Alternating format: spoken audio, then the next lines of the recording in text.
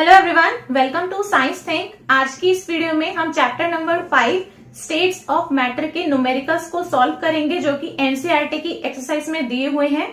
इससे जो next chapter है, चैप्टर नंबर 6 थर्मोडायनेमिक्स, उसके भी मैंने न्यूमेरिकल के सोल्यूशंस दे रखे हैं। तो आप चाहें तो उन न्यूमेरिकल्स को भी देख सकते हैं, किस तरीके से सॉल्व करना है। काफी इजी वे में मैंने समझाने की उसमें कोशिश की है, तो आप चाहें तो उन वीडियोस को देख सकते हैं। ऊपर 3 डॉट्स में आई बटन का लिंक आपको मिल जाएगा, वहां पर जाकर आप इन वीडियोस को देख सकते हैं। आइए हम स्टार्ट करते हैं हमारे क्वेश्चन नंबर 1 के साथ में। सो क्वेश्चन नंबर 1 आप अपनी बुक के अंदर देख सकते हैं। क्वेश्चन के अंदर देखिए, फर्स्ट क्वेश्चन है, इसमें लिखा हुआ है what will be the minimum pressure. Pressure पूछ रहा है minimum required to compress 500 decimetre cube of air at 1 bar. इसने क्या दिया है, 500 decimetre cube, that is volume. ठीक है, डेसीमीटर क्यूब जो है ये क्या दिया हुआ है, वॉल्यूम दिया हुआ है। एट 1 बार, 1 बार जो है ये प्रेशर दिया हुआ है। 200 decimetre cube at 30 degree Celsius. तो सबसे पहले इस चैप्टर के अंदर जो मेन चीजें हैं वो ये है कि आपको यूनिट्स का बहुत ध्यान रखना है। यूनिट्स को बहुत देखकर आपको यूज करना है, प्लस आपको यूनिट्स का कन्वर्जन भी आना चाहिए। इस चैप्टर के अंदर ये मेन चीज है। बाकी कुछ फॉर्मुलेज वगैरह हैं, उनको आपको अप्लाई करना आना चाहिए और आप इन क्वेश्चंस को सॉल्व कर सकते हैं।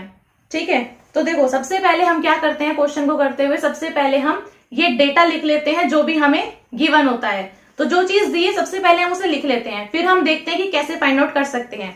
तो सबसे पहले देखिए, आपको दिया हुआ है क्या, V1 वॉल्यूम। ठीक है, तो प्रेशर भी दे रखा है आपको, इसको हम P1 मान लेते हैं। तो कितना दिया है, 1 बार दिया हुआ है। वॉल्यूम आपको देखो दे रखा है, उसको हम V1 मान लेते हैं। V1 वॉल्यूम कितना दिया है, 500 डेसीमीटर क्यूब दिया है इतना। इसके बाद में इसने क्या बोला है कि प्रेशर बताओ, अगर हमें इसे कंप्रेस करके लेके जाना है 200 डेसीमीटर क्यूब तक। तो प्रेशर इसने पूछा है कितना चाहिएगा, तो उसको मान लो P2 इसने पूछा है। वॉल्यूम इसने कितनी बताई, अगर हम 500 डेसीमीटर क्यूब से इसको कंप्रेस कर देते हैं 200 डेसीमीटर क्यूब तक, है ना। ये जो डेटा दिया हुआ है आपको इस तरीके से लिख लेना है। अब इसने टेम्परेचर दिया है, कितना दिया है, 30 डिग्री सेल्सियस। तो टेम्परेचर तो सेम ही है, temperature is same 30 degree Celsius. तो यानी कि आपने जो है इस गैस का, जो कि एयर है, वो इतने प्रेशर पे थी, इतना उसका वॉल्यूम था, मैंने इसे कंप्रेस किया इतने वॉल्यूम में। अब उसके लिए जो मेरे को मिनिमम प्रेशर रिक्वायर्ड होगा इस वॉल्यूम से इस वॉल्यूम पे लेके आने के लिए इतने टेम्परेचर पे, वो प्रेशर आपको बताना है। ठीक है, अब यहाँ पे देखो आपका जो T है वो तो कांस्टेंट रहा, टेम्परेचर तो 30 डिग्री रहा, सिर्फ क्या हुआ, प्रेशर लगा के वॉल्यूम चेंज किया गया, दैट्स इट, कंप्रेशन किया गया है। तो यहाँ पे प्रेशर एंड वॉल्यूम की बात हो रही है व्हेन टेम्परेचर इज कांस्टेंट, और अमाउंट ऑफ गैस भी तो कांस्टेंट ही रहेगी। भाई गैस का जितना अमाउंट है वो तो उतना ही रहेगा, चेंज थोड़ी हो जाएगा। Amount is same, only volume is changing by applying pressure. तो मैं यहां पर लिख सकती हूं अकॉर्डिंग टू बॉयल्स लॉ। भाई सबसे पहला जो लॉ आपने पढ़ा होगा वो बॉयल्स लॉ था। बॉयल्स लॉ के अकॉर्डिंग क्या हो जाएगा, P1 V1 is equal to P2 V2। अब ये इक्वेशन कब है, जब आपका कांस्टेंट T है, यानी कि temperature is constant and N is also constant, है ना। तो ये वाली जो इक्वेशन है ये इस पे फिट बैठ रही है एकदम। तो यहाँ पे आपको जो है P1 पता है, V1 पता है, V2 पता है, तो P2 नहीं फाइंड आउट कर सकते, यहां से कर सकते हैं। यहां से आप डायरेक्टली इनकी पहले वैल्यूज भी रख सकते हो, या फिर पहले आप P2 के लिए इक्वेशन लिख दो। P2 अगर मैं यहां से फाइंड आउट करना चाहूं तो ये कैसे निकल जाएगा, P1 V1 तो देखो ऊपर पहले से ही था। ठीक है, ये जो V2 है ये चले जाएगा नीचे डिवाइड में, सारी चीजें पता है आपको। P1 ये रहा, V1 ये रहा, V2 ये रहा, उठा के डाल दो इनकी वैल्यूज यहाँ पे। तो P1 कितना है, 1 बार। ठीक है, तो आपको जो है यहाँ पर यूनिट्स भी रख के दिखा सकते हो तो ज्यादा सही रहेगा, क्योंकि उसी से आप दिखा सकते हो कि कितनी यूनिट्स कैंसिल आउट हो रही हैं और आपकी लास्ट में क्या यूनिट में आंसर आपका आ रहा है। ठीक है ना, तो यहाँ पे इसी तरीके से आपको लिखना है, 1 नहीं लिखना, सिर्फ 1 बार, इस तरीके से आप लिख सकते हो। इनटू V1 कितना है, 500 decimetre cube, divide by V2 कितना है 200 डेसीमीटर क्यूब। अब देखो डेसीमीटर क्यूब से डेसीमीटर क्यूब कैंसिल आउट हो रहा है, ठीक है, ये 2 जीरो से 2 जीरो कैंसिल आउट। 5 इंटू 1 करोगे तो 5 ही आएगा। 5/2 कितना होता है, 5 का आधा कितना होता है 2.5। तो यानी कि P2 जो है ये कितना आएगा 2.5 कितने में बार में, बिकॉज यहां पे कितना लिखा है तुमने 1 बार लिखा है ना, तो आपकी जो P2 की यूनिट्स आएंगी वो भी तो बार में ही आएंगी। तो ऐसे आपको सॉल्व करना है। ये आपका क्वेश्चन नंबर 5.1 का आंसर है। सिंपल एक क्वेश्चन है एकदम, ठीक है। इक्वेशन ये लगानी है, वैल्यू सब कुछ आपको दी हुई है, जस्ट आपको ये मल्टीप्लाई डिवाइड करना था और आपका आंसर इतना आना चाहिए। अब हम देख लेते हैं क्वेश्चन नंबर 2। अब देख लेते हैं हम क्वेश्चन नंबर 2। क्वेश्चन नंबर 2 में है a vessel of 120 ml capacity. अब एक वेसल है जिसकी कैपेसिटी कितनी है 120 ml है, contains a certain amount of gas at 35 degree Celsius, temperature आपको दे रखा है, एंड 1 बार प्रेशर, प्रेशर भी दिया हुआ है। The gas is transfer to another vessel of volume 180 ml at 35 degree Celsius, ठीक है। तो यानी कि पहले भी 35 डिग्री सेल्सियस है, बाद में भी 35 डिग्री सेल्सियस ही है, तो यानी कि जो T है वो कांस्टेंट है, ठीक है, 35 डिग्री सेल्सियस ही रहा है। अब यहाँ पे इसने कहा है what would be it's pressure, pressure बताना है। तो यहाँ पे आप देखो, आपको जो है सबसे पहले V1 वॉल्यूम दे रखा था, वेसल का कितना है 120 ml है, ठीक है, प्रेशर भी इसका दे रखा था 1.2 बार। ये आपका जो है एक गैस थी जो कि इतने बार प्रेशर के ऊपर कहां थी, इस इतने ml कैपेसिटी की वेसल के अंदर थी। अब इसके बाद में गैस को उसने अनदर वेसल के अंदर ट्रांसफर कर दिया है जिसका वॉल्यूम यानी कि V2 में यहां पर लिख रही हूं 180 ml है, ठीक है। तो अब वो कितना प्रेशर अप्लाई कर रही है आपको वो बताना है। सो V1 दे रखा है, P1 भी दे रखा है, इतने प्रेशर पे इतना वॉल्यूम के अंदर थी, तो इतने वॉल्यूम के अंदर वो कितना प्रेशर अप्लाई कर रही होगी, बस यही आपको बताना है। टेम्परेचर जो है पहले 35 था, बाद में भी 35 ही है, तो यानी कि टेम्परेचर हम बोल सकते हैं कांस्टेंट है। अब सेम ही गैस को उसने ट्रांसफर किया है, भाई इधर भी उतनी गैस थी, इधर भी उतनी गैस रही होगी, तो यानी अमाउंट ऑफ गैस भी कांस्टेंट है। तो T कांस्टेंट है, N कांस्टेंट है, यहाँ पे आप क्या अप्लाई कर सकते हो, सिंपल बॉयल्स लॉ। तो यहाँ पर जो है हम बॉयल्स लॉ वाली ही इक्वेशन को अप्लाई कर देते हैं। मैं डायरेक्टली यहाँ पे करके आपको दिखा देती हूँ, ठीक है। देखो P1 V1 is equal to P2 V2 हो जाएगा, ठीक है। P1 कितना दे रखा है आपको, पहले हम जो है यहां से निकाल देते हैं P2 के लिए इक्वेशन। P2 हो जाएगा P1 V1 अपॉन V2, इतना हो जाएगा। P1 कितना दे रखा है 1.2 बार, V1 कितना दे रखा है 120 ml, डिवाइड बाई आएगा 180 ml, ठीक है। ml से ml कट गया, 0 से 0 कट गया। अब आप इसको सॉल्व कर दो, भाई 2 6 12 हो जाएगा, 2 9 18 हो जाएगा। नेक्स्ट काट दो, 3 2 6 हो जाएगा, 3 3 9 हो जाएगा। अब यहां पर है 1.2 इंटू 2, 1.2 इंटू 2 करोगे तो 2.4 आएगा। 2.4 डिवाइड बाई 3 करोगे तो कितना आएगा, 8 3 24 होता है, तो यानी कि 0.8 आएगा। तो यहां पे लिख दो भाई P2 बराबर हो जाएगा 0.8 बार के। ये तो सिर्फ कैलकुलेशन वाला पार्ट है, सॉल्व करना आपको आना चाहिए, ठीक है। यहां पर जो है प्रेशर और V1 यानी कि P1 V1 जो है प्रेशर वॉल्यूम जो है वो आपकी फर्स्ट वाले के लिए दे रखा था, सेकंड वाले में आपको V2 पता है, P2 नहीं पता है, तो यानी कि आप बॉयल्स लॉ अप्लाई कर सकते हो because temperature is constant, and आपको सिंपल ऐसे ही फाइंड आउट कर लेना है, ठीक है। फर्स्ट और सेकंड क्वेश्चन में कोई ज्यादा डिफरेंस नहीं है, ठीक है। तो ये आपका हो गया है सेकंड क्वेश्चन का आंसर। नाउ क्वेश्चन नंबर इसके अंदर है 3, using the equation of state PV is equal to nRT, इस इक्वेशन का आपको यूज करना है। Show that at a given temperature, एक गिवन टेम्परेचर के ऊपर density of a gas is proportional to gas pressure, भाई जो डेंसिटी होगी उस गैस की वो क्या होगी, उसके प्रेशर के प्रोपोर्शनल होगी at a given temperature. Equation आपको दे रखी है PV is equal to nRT, इससे आपको सॉल्व करना है, ठीक है। तो हम PV is equal to nRT equation से स्टार्ट करेंगे सॉल्व करना, ठीक है। तो ये आप इसको नाम दे दो इक्वेशन नंबर 1, ठीक है। आपकी ये जो इक्वेशन है, अब इसमें आप जो है इस तरीके से लिख सकते हो, P हो जाएगा भाई nRT अपॉन V, इस तरीके से लिख सकते हैं। वॉल्यूम वो जो फैक्टर है उसको मैं नीचे ले गई हूँ, वॉल्यूम नीचे ला गया है, तो ये इस तरीके से आपकी बन गई है। अब यहाँ पे ये जो n है ये क्या होता है, मोल्स। तो n जो है यानी कि नंबर ऑफ मोल्स। मोल्स कैसे फाइंड आउट करते हो आप, मोल्स होता है भाई mass divide by molar mass. Mass को लिख दो स्मॉल m और मोलर मास क्या होता है, कैपिटल M। तो नंबर ऑफ मोल्स जो है यानी कि n हम कैसे फाइंड आउट करते हैं, मास बाय मोलर मास करके। जो भी सब्सटेंस है उसका मास यानी कि स्मॉल m डिवाइड बाय उसका मोलर मास। तो यहां पर ये क्या हो जाएगा, m बाई m। ठीक है, तो यहां पे मैं इस n की जगह पे रख सकती हूँ क्या, m बाई m। तो हमें यहां से पता चल रहा है कि मोल्स जो है यानी कि n की वैल्यू m बाई n है। तो यानी कि P बराबर हो जाएगा m बाई m। ये किसकी वैल्यू रखी है मैंने, इस n की। ठीक है, आप यहां पे चाहो तो लिख भी सकते हो, putting n is equal to m by m।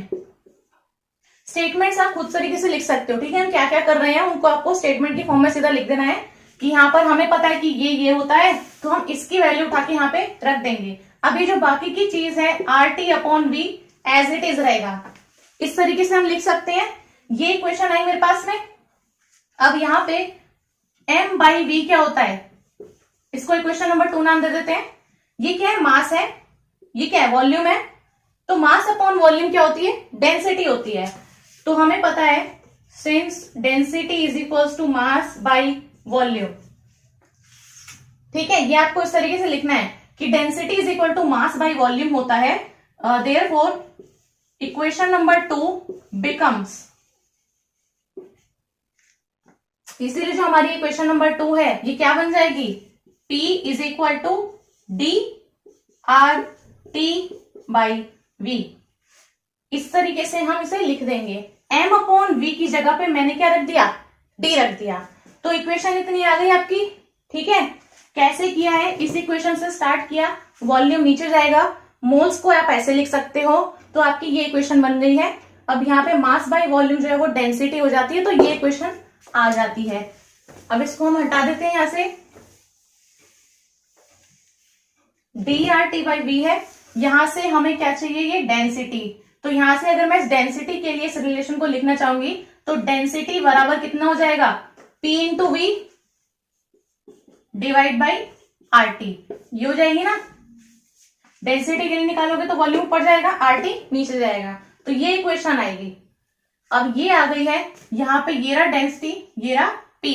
ये डेंसिटी ऑफ गैस है, ये P ऑफ प्रेशर है, किसका, गैस का ही। तो यहां से हम लिख सकते हैं, और हम लिख सकते हैं कि भाई D is directly proportional to P। तो यहां से आप लिख सकते हो फॉर जो भी गैस है एट टेम्परेचर। ठीक है, ये इक्वेशन आप लिख सकते हो, D is directly proportional to P। आ गया इस तरीके से। बाकी आप जो है लास्ट में लाइन ऐड कर दो जो आपके क्वेश्चन के अंदर गिवन है, जो आपको शो करना था उसी स्टेटमेंट को अब यहाँ पे आप एज इट इज उतार सकते हो कि आप लिख दो यहाँ पे एट गिवन टेम्परेचर। ठीक है, स्टेटमेंट वगैरह तो खुद से भी लिख सकते हैं इस तरीके से। करना कैसे है वो मैंने आपको बता दिया है। At a given temperature density of gas, पूरा स्टेटमेंट लिखना है, directly proportional to the pressure of the gas, pressure of the gas. ठीक है, ऐसे करके आपको निकाल लेना है। मैंने आपको दिखा दिया है PV is equal to NRT से आप इस इक्वेशन पे ला सकते हो। इसका मतलब यही है कि भाई डी जो है वो डायरेक्टली प्रोपोर्शनल है पी के। बस आपको ये इसमें प्रूव करना था। सो ऐसे आपको करना है क्वेश्चन नंबर 3 को सॉल्व। नेक्स्ट है question number 4। At 0 degree Celsius the density of a certain oxide of a gas is 2 bar is same as that of dinitrogen at 5 bar. 0 degree Celsius पे temperature आपको वही दे रखा है, यानी temperature तो constant ही है, 0 degree Celsius ही है। Density एक किसी ऑक्साइड की, किसी गैस का कोई ऑक्साइड होगा उसकी जो है वो 2 बार दे रखी है, नहीं सॉरी, डेंसिटी जो है वो सेम है और प्रेशर दे रखा है। ठीक है, प्रेशर वेरी कर रहा है तो मतलब कि आप जो है बता सकते हो एक चीज ऑक्साइड के लिए और एक चीज डाई नाइट्रोजन के लिए। तो पहले मैं लिख देती हूँ प्रेशर फॉर ऑक्साइड दो चीज उसने डिफाइन कर रखी है ना, एक तो ऑक्साइड है और एक डाइनाइट्रोजन है। तो मैं लिख रही हूँ पी ऑफ ऑक्साइड मतलब प्रेशर फॉर ऑक्साइड। ऑक्साइड का प्रेशर जो है वो दे रखा है 2 बार। ऑक्साइड वाली जो गैस है उसका प्रेशर 2 बार लग रहा है, और प्रेशर जो है वो डाई नाइट्रोजन यानी कि N2 की तरफ से कितना लग रहा है, 3 बार, 5 बार है। मैंने नीचे वाला पढ़ा है। 5 बार है। What is the molecular mass of the oxide. तो यहाँ पे आपसे पूछ रहा है कि मॉलिक्यूलर मास बताना है। टी जो है ना वो आपको 0 डिग्री सेल्सियस ही दिया है, मतलब कि वो कांस्टेंट ही है, टेम्परेचर इज कांस्टेंट, उसने टेम्परेचर चेंज नहीं करा है। ठीक है, तो देखो आपको यहाँ पे उसने सिर्फ क्या बताया है, ऑक्साइड है कोई, प्रेशर दे दिया है, और डाइनाइट्रोजन का प्रेशर दे दिया है, और इनकी जो डेंसिटी है वो उसने बोल रखी है, यानी कि डी इज सेम। सेम का मतलब क्या है, वही कांस्टेंट ही है। डेंसिटी बोला है ना उसने, तो डेंसिटी मतलब डी सेम कांस्टेंट है, टी इज ऑल्सो कांस्टेंट। अब यहाँ पे ये इन दोनों की क्या कंपैरिजन कर रहा है, देखो डेंसिटी को कंपैरिजन कर रहा है, मतलब इसकी डेंसिटी और इसकी डेंसिटी। ठीक है, प्रेशर दिया है, तो यहाँ पे आप क्या कर सकते हो, दोनों के लिए डेंसिटी की इक्वेशन लिख के देख सकते हो। ठीक है, अगर आप इसके लिए डेंसिटी की इक्वेशन लिखोगे, अभी जो मैंने क्वेश्चन किया है ना जस्ट वैसे वाले ही, अगर आप इसके लिए डेंसिटी की इक्वेशन लिखोगे, इसके लिए लिखोगे, और आप उन दोनों को कंपैरिजन करोगे, because density is constant, temperature is constant, उसके अंदर हमारे पास में गैस कांस्टेंट आता है आर, वो भी आपका कांस्टेंट ही रहेगा, सिर्फ क्या वेरी करेगा, प्रेशर वेरी करेगा। ठीक है, और उसमें कौन सी टर्म आ रही थी, मॉलिक्यूलर मास की टर्म आ रही थी। तो आपको जो है इसका मॉलिक्यूलर मास और इसका मॉलिक्यूलर मास इस तरीके से आप उस इक्वेशन के अंदर रख के निकाल सकते हो। आपको यहाँ पे जो है, यहाँ पे मैं लिख रही हूं कि मॉलिक्यूलर मास यानी कि मोलर मास जो है ये ऑक्साइड का निकालना है, कितना है ये निकालना है हमें, है ना। तो इक्वेशन में लिख देती हूँ यहाँ पे,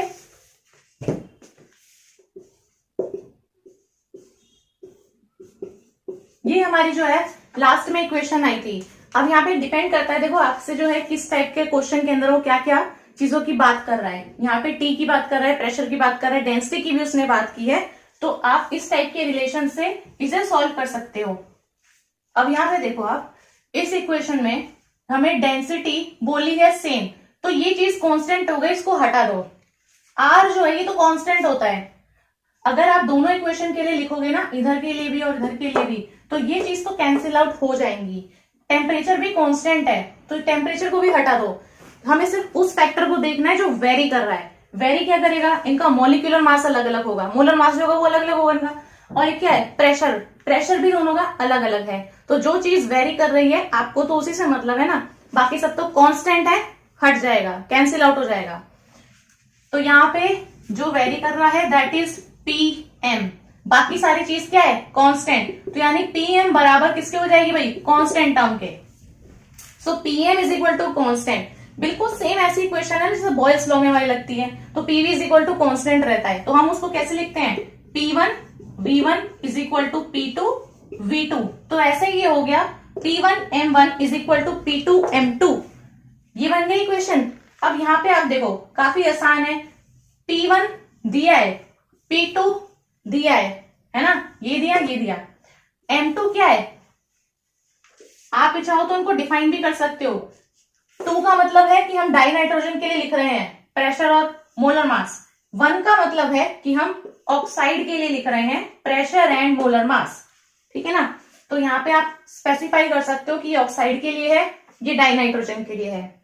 दोनों का हमें प्रेशर पता है, डाई नाइट्रोजन का मोलर मास हमको पता है कितना होता है, कितना होगा 28 ग्राम पर मोल ही होगा, क्योंकि N2 है इसलिए, 1 का 14 तो 2 का 28 ग्राम पर मोल। तो यहां से क्या आप मोलर मास नहीं निकाल सकते इस ऑक्साइड का, M1 क्या है, मोलर मास ऑफ ऑक्साइड। तो यहां पे आप लिख लो M1 के लिए क्या इक्वेशन हो जाएगी, M1 बराबर P2M2 डिवाइड बाई P1, इनकी वैल्यू उठा के आप यहाँ पे डाल दो। P2 कितना है, P2 का मतलब है N2 की बात कर रहे हैं, 5 बार इंटू M2 कितना है, इसका मोलर मास कितना होगा डाई नाइट्रोजन का 28 ग्राम पर मोल, डिवाइड बाई P1 कितना दिया है 2 बार, देखो बाहर से बाहर कट गया, जो M1 है that is the molar mass of oxide. तो ये कितना आ जाएगा आपका 70 ग्राम पर मोल। ठीक है, आपको इस तरीके से सॉल्व करना है। तो यहाँ पे मैंने आपको जो है डायरेक्टली बता दिया है, ये भी कांस्टेंट है, ये सारी चीजें कांस्टेंट हैं। तो जो चीज हमारी वेरी कर रही है हमें तो उन्हीं से मतलब है, हम उन्हीं से फाइंड आउट कर सकते हैं।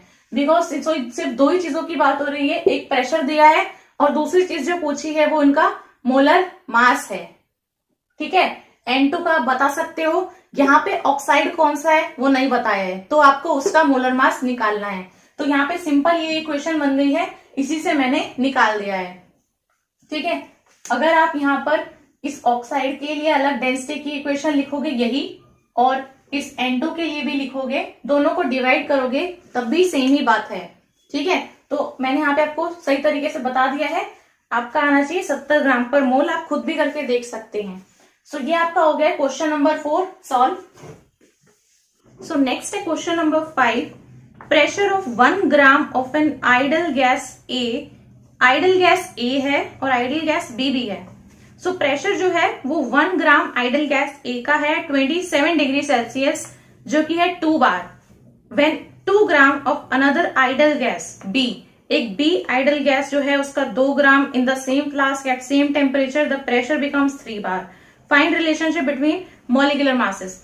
तो उसने कहा है कि एक वेसल जो भी है, फ्लास्क है कोई, उसके अंदर 1 ग्राम आइडल गैस ए का है, टेम्परेचर सेम है, तो प्रेशर जो है वो 2 बार लग रहा है। उसी फ्लास्क के अंदर 3 ग्राम जो है 2 ग्राम जो है वो आइडल गैस बी का डाल दिया है सेम टेम्परेचर पे, तो प्रेशर जो है वो 3 बार हो गया है। तो हमें जो है इनके मॉलिक्यूलर मास का रिलेशन बताना है। तो यहाँ पे इसने बात की है कि भाई दोनों आइडल गैस हैं, ए भी और बी भी, दोनों की दोनों आइडल गैस हैं। क्वेश्चन नंबर 5 है। सो सबसे पहले इसने मास की बात की है ना, तो जो ए है उसका कितना मास है पहले 1 ग्राम। ठीक है, और जो बी है उसका कितना ऐड किया है 2 ग्राम ऐड किया है। तो जो प्रेशर जो है वो ए के थ्रू जो लग रहा है वो कितना लग रहा था 2 बार लग रहा था। ये सब कुछ दिया हुआ है क्वेश्चन के अंदर ही लिखा है। ठीक है, 1 ग्राम इसका है ए का, फिर बी का कितना ऐड किया है 2 ग्राम ऐड किया है। जो प्रेशर 1 ग्राम ए गैस की वजह से लग रहा था वो 2 बार था। इसके बाद में जब 2 ग्राम आइडल गैस बी को मैंने ऐड कर दिया उसी सेम फ्लास्क के अंदर उसी सेम टेम्परेचर पे, तो जो प्रेशर हो गया वो कितना हो गया 3 बार हो गया। अब जरा आपको यहाँ पे ध्यान देना है कि पहले तो सिर्फ उसके अंदर ए गैस थी, है ना, अब मैंने उसके अंदर बी गैस को भी इंट्रोड्यूस करा दिया। तो अब जो प्रेशर लग रहा है वो किसकी वजह से लग रहा है, इस एक की वजह से लग रहा है या दोनों की वजह से लग रहा है, दोनों गैस की वजह से ही लगेगा। पहले तो एक थी, अब मैंने इसको भी डाल दिया, तो अब जो प्रेशर लगेगा वो टोटल प्रेशर लगेगा due to gas A and gas B. So यहाँ पर जो 3 बार दिया है ना वो पी टोटल है, तो यानी टोटल प्रेशर कितना बन गया 3 बार हो गया है। सो यहाँ पे आपको लिखना है p total. So pressure due to A gas पता है, प्रेशर टोटल पता है, तो आप फाइंड आउट कर सकते हो कि बी गैस ने कितना प्रेशर लगाया है। तो कितना हो जाएगा भाई, पी ए 2 बार है और पी टोटल 3 बार है, तो pressure due to B gas कितना हो जाएगा, जो टोटल है उसमें से माइनस कर दो ए का प्रेशर, तो ये कितना आ जाएगा 3 बार माइनस 2 बार, तो यानी कि 1 बार। ठीक है ना, तो यहां से आपके पास में आ गया कि बी जो गैस है उसने 1 बार का प्रेशर लगाया है, तभी तो टोटल 3 बार बैठा। ठीक है, तो यहां पे इसने कहा है टेम्परेचर इज सेम और मॉलिक्यूलर मास के बीच में हमें रिलेशन निकालना है, बस इतनी इंफॉर्मेशन है। टेम्परेचर जो है ये कांस्टेंट है। ठीक है, अब देखो इसने जो गैस बोली है वो क्या बोल दी है, आइडल गैस बोली है। लिखा है ना क्वेश्चन के अंदर कि आइडल गैस ए है, आइडल गैस बी है, तो यानी कि यहाँ पे आपसे मॉलिक्यूलर मास के बीच में रिलेशन मांगा है। तो सिंपल सा है कि आपको जो है PV is equal to NRT वाली ही इक्वेशन यूज करनी है, आपको इसी आइडल गैस इक्वेशन का यूज करना है, क्योंकि देखो दोनों का मास दिया है, मॉलिक्यूलर मास पूछा है और आइडल गैस भी बता दिया है। तो यहाँ पे जो n है, जो नंबर ऑफ मोल्स हैं, वो क्या होते हैं, मास बाई मोलर मास ही होते हैं। तो यानी कि सिंपल है कि आपको इसी इक्वेशन का यूज करना है ना। तो अब आपको कैसे करना है इसको, अब आपको जब रिलेशन निकालना होता है, पहले हम इस आइडल गैस की इक्वेशन को लिखते हैं फॉर ए, फिर हम इस आइडल गैस इक्वेशन को लिखते हैं फॉर बी। ठीक है, यहां पे आप देखो जो वॉल्यूम रहेगा वो कांस्टेंट रहेगा, टोटल वॉल्यूम तो सही उतना ही रहेगा ना, कांस्टेंट ही रहेगा। तो वॉल्यूम जो है वो आपकी कांस्टेंट रही, आर आपका गैस कांस्टेंट है, कांस्टेंट है तो कांस्टेंट ही रहेगा। टेम्परेचर उसने बोल दिया है temperature is same, so means temperature is also constant. Very क्या चीज करेगी, ये P और ये N। ठीक है, तो मैं आपको लिख के दिखाती हूं। आपको लिखना पड़ेगा PAV is equal to NaRT। ये मैंने किसके लिए लिखी है, for a ideal gas, PV is equal to NRT। क्योंकि ये वाली चीजें तो कांस्टेंट है, तो मैंने इनमें A नहीं लिखा है। ठीक है ना, तो आपको यहाँ पे प्रेशर और इससे मतलब है। तो ये वाली आपकी एक इक्वेशन है। इसी तरीके से आपकी आइडल गैस बी के लिए इक्वेशन हो जाएगी PV is equal to NRT। ये आपकी दूसरी इक्वेशन हो गई है। यहां पर आप देखोगे तो अगर इन दोनों इक्वेशन को मैं डिवाइड कर दूं, दोनों इक्वेशन को अगर आप डिवाइड करोगे ना, तो वॉल्यूम कट जाएगी, R से R और T से T कट जाएगा। सिर्फ क्या बचेगा, PA अपॉन PB। ऐसे डिवाइड करा है इनको इस तरीके से। ठीक है, ऐसे से डिवाइड करोगे ना, तो PA upon PB is equal to, यहां पर जाकर क्या आएगा, NA अपॉन NB।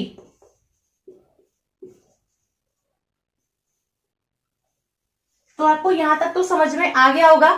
ठीक है, टोटल दिया था, PB का प्रेशर मैंने निकाल दिया है। अब यहाँ पे क्योंकि आइडल गैस बोली है, मास की बात कर रहा है, मॉलिक्यूलर मास की बात कर रहा है, तो हम इसकी आइडल गैस इक्वेशन का यूज करेंगे। यहाँ पे ये तीन चीजें कांस्टेंट हैं, तो यहाँ पर एक तो गैस ए है, एक गैस बी है, हमें नहीं पता कौन सी है। तो यहाँ पे हम दोनों के लिए इस आइडल गैस इक्वेशन को लिख लेते हैं। ए के लिए लिखी ये इक्वेशन, बी के लिए लिखी ये इक्वेशन। अब यहाँ पे दोनों इक्वेशन को आप पहले डिवाइड करोगे, डिवाइडिंग बोथ द इक्वेशंस, जो कांस्टेंट चीजें हैं वो कैंसिल आउट हो जाएंगी, यहां से हट जाएंगी, और ये आपका बनेगा भाई ये इक्वेशन। ठीक, तो ये इक्वेशन आ गई है।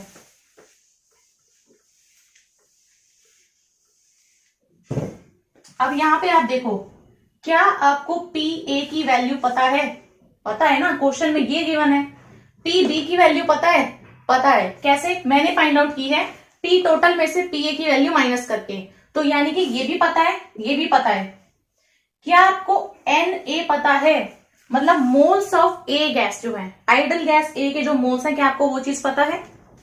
यहां पे आपको नहीं पता है, आपको फाइंड आउट करना है। लेकिन तो आप Na कैसे फाइंड आउट करोगे, मोल्स क्या होते हैं, मास बाई मोलर मास। तो ए गैस का मास दिया है 1 ग्राम, सो 1 gram divide by molar mass जो है इसका कितना हो जाएगा, नहीं पता, तो हम लिख देते हैं भाई Ma। हमें नहीं पता है ना, तो मोलर मास को किससे डिनोट करते हैं, कैपिटल M से, तो Ma हो जाएगा। इसी तरीके से आप मोल्स लिख दो B के लिए। B वाली जो आपकी आइडल गैस है उसके मोल्स क्या हो जाएंगे, 2 ग्राम मास बाई मोलर मास। अब क्योंकि हमें गैस ही नहीं पता कौन सी है, तो आप मोलर मास तो लिख ही नहीं सकते हो। ठीक है, और यहीं से हमारे पास में इनका रिलेशन आ जाएगा। अब मैं क्या कर रही हूं, मैंने इन दोनों की ये वैल्यू निकाली है यहां रखने के लिए। ठीक है, तो आपका PA कितना दिया है, चलो ठीक है, पहले मैं ऐसे लिख देती हूँ, PA upon PB is equal to Na की वैल्यू क्या है, 1 अपॉन Ma, एंड B की वैल्यू क्या है, 2 अपॉन MB। ये वाली वैल्यू मैंने यहां उठा के रख दी है, ये आ गया आपके पास में। अब यहां पे आप क्या करोगे, इसको ऊपर लेके जाओगे, तो ये इक्वेशन क्या बन जाएगी, PA upon PB is equal to MB upon 2MA, है ना। ये आपका यहां जाएगा, ये आपका यहां पे जाएगा, तो ये सबसे ऊपर जाएगा, MB डिवाइड बाई 2MA बन गई इक्वेशन। अब यहां से आप देखो, इतना तो हमने चलो कर लिया। हमें क्वेश्चन में पूछा गया है कि मोलिकुलर मास का रिलेशन बताना है, तो यानी कि आप यहां से क्या निकालो, ये वाली वैल्यू निकालो, बाकी सबको दूसरी तरफ भेज दो। तो यहां से हम जो है इनका किसी तरीके से रिलेशन निकालेंगे। तो MB अपॉन अगर MA आप निकालते हो तो ये कितना हो जाएगा आपका, ये जो 2 नीचे है डिवाइड में, ये ऊपर चले जाएगा मल्टीप्लाई में, तो ये MB अपॉन MA कितना हो जाएगा 2 इंटू PA अपॉन PB। अब यहां से इतनी इक्वेशन हो गई। अब रख दो इनकी वैल्यू, PA गिवन है, PB भी पता है, तो MB अपॉन MA बराबर हो जाएगा 2 इंटू PA कितना है, pressure due to ideal gas A is 1 bar, pressure due to ideal gas B is 1 bar, इसका 2 बार है, सॉरी इसका 2 बार है, उसका 1 बार है, तो 2 अपॉन 1 हो जाएगा, सिंपल है ना, और बार से बार फिर कट ही जाएगा, तो यहाँ पे कितना आएगा 2 इंटू 2 4, तो यानी MB अपॉन MA बराबर है किसके 4 के। इसको मैं लिख सकती हूं कि MB is equal to 4MA, ये इधर चला गया मल्टीप्लाई में, तो आपकी ये इक्वेशन आ गई। अब ये आपका जो है ये है रिलेशन, कैसे बता रहे रिलेशन कि जो आइडल गैस B है ना, आइडल गैस B जो है उसका जो आपका मोलर मास होगा वो आपका कब आएगा, जब आप A वाली जो है आइडल गैस के मोलर मास को 4 से मल्टीप्लाई कर दोगे, तब जाके वो इसके मोलर मास के इक्वल आएगा, बस इतना सा इसका मीनिंग है, ठीक है। So molar mass of ideal gas A 4 times करोगे, so that will be equal to this one. सो इस तरीके से आपको इन्हें सॉल्व करना है। ये आपका हो गया है क्वेश्चन नंबर 5 का आंसर। सो यही थी मेरी आज की वीडियो। मुझे उम्मीद है ये सॉल्यूशंस आपको काफी हेल्पफुल लगे होंगे क्वेश्चंस को सॉल्व करने में। इससे आगे के जो क्वेश्चंस हैं वो हम अपनी नेक्स्ट वीडियोस के अंदर सॉल्व करेंगे। तो अगर ये वीडियो आपको अच्छी लगी हो, हेल्पफुल लगी हो, तो इस वीडियो को लाइक कर दें, अपने फ्रेंड्स के साथ में इस वीडियो को शेयर कर दें, और ऐसी ही और अच्छी और इन्फॉर्मेटिव वीडियोस देखने के लिए मेरे चैनल को सब्सक्राइब करना ना भूलें। Thank you.